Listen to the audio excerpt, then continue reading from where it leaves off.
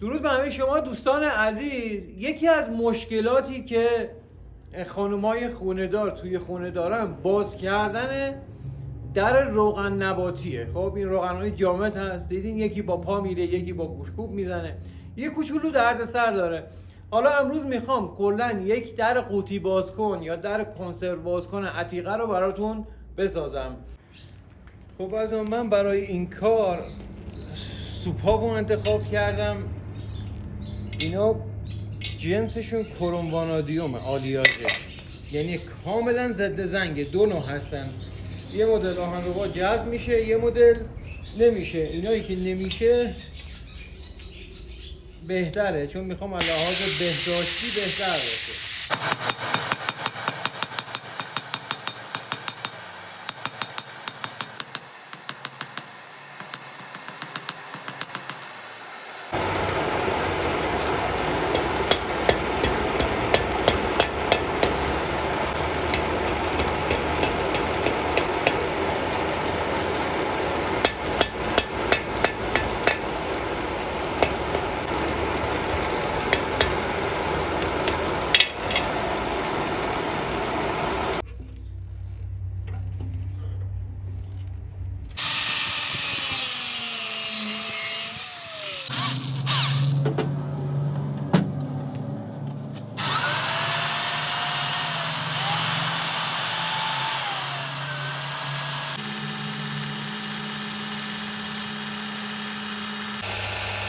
خب رسیدیم تا اینجا. ببینید این تا اینجای کار. حالا از اینجا به بعد ما یه واشر نیاز داریم. یه سری مهره های واشردار هم هست که اگه اونا باشه خیلی بهتره چون خود واشر روی مهره سوار شده. حالا چون من اینجا دم دستم نبود، این مهره رو جوش میدم به این واشر. نیازه که این سوپابه از اینا رد بشه.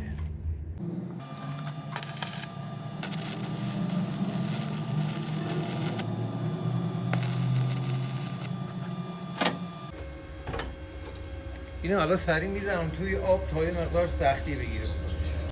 ببینید از اون دلیل اینکه دور تا دورشو من جوش دادم و تکوال نزدم این بود که یه حرارت زیادی در کسری از ثانیه به این بدم و در کسری از ثانیه دوباره سردش کنم که یه مقدار سختی بگیره. از رنگ رخسارش مشخصه. حالا لبه های اینو باید تیزش کنیم. تو برای تیز کردنش از کلک مرغابی استفاده میکنم. یه دونه پیچو بردم.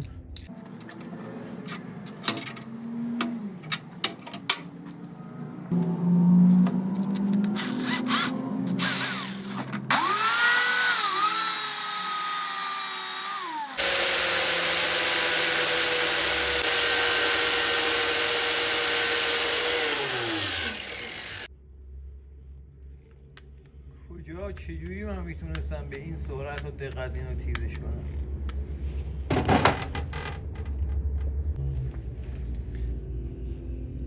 دقت رو ببینید، انگار ماشین زده.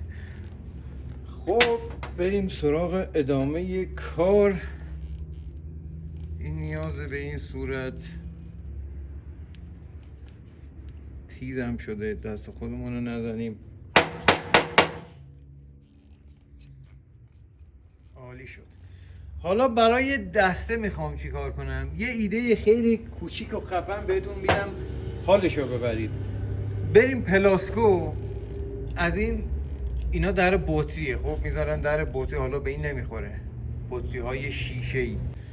دونه فکر کنم 40-50 تومن هم بیشتر در نیاد. شما بگو 100 تومن باز میارزه برای سری کاری، یا فرض کنید بری 10 تا دونه بگیری برای انواع دسته مقار یا چاقوی کوچیک، پیچ‌گوشتی یا هر ابزاری که دستی باشه، به شدت عالی و کاربردیه.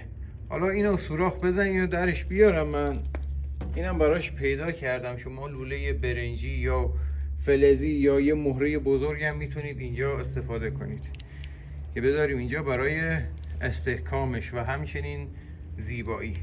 یه سوراخ با مته 8 اینجا بزنیم. چون قطر زیادی نداره اول یه مته کوچیکتر میزنیم که هم لرزش نداشته باشه، نزنه اینو پاره پوره کنه.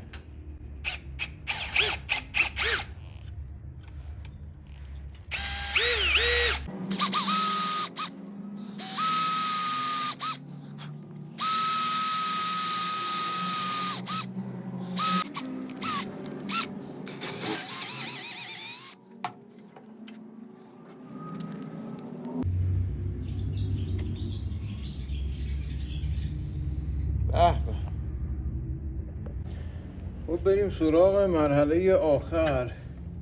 قبل از اینکه جا بزنید ببینید چند تا شیار بندازین. این یه دونه شیار هم میبینید به صورت طولی انداختم، یه دونه این ور یه دونه این ور، چون این شیارها نباشه وقتی اینو جا بزنید چسب و انتقال میده اون انتها و فشرده میشه و اجازه نمیده جا بره. این قبل از جا زدن این هم حتما واشه رو بندازین.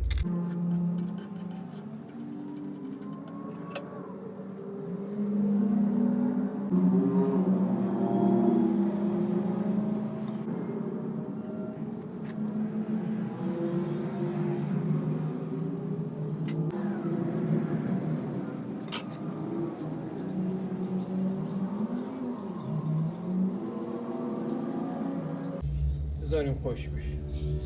خب عزیزان بریم برای تست ابزاری که ما ساختیم.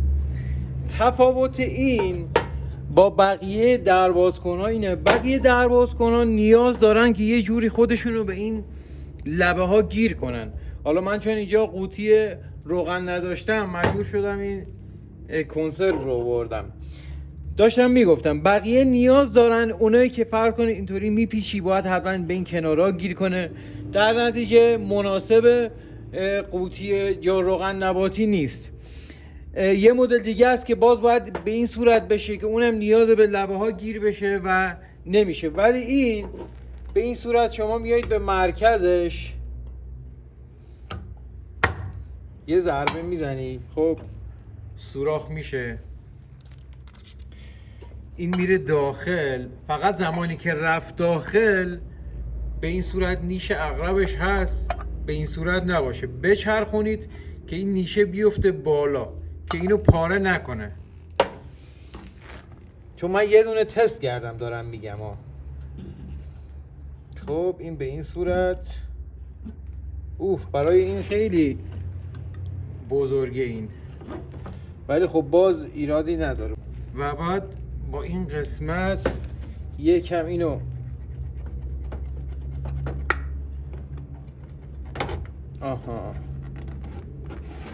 ببینید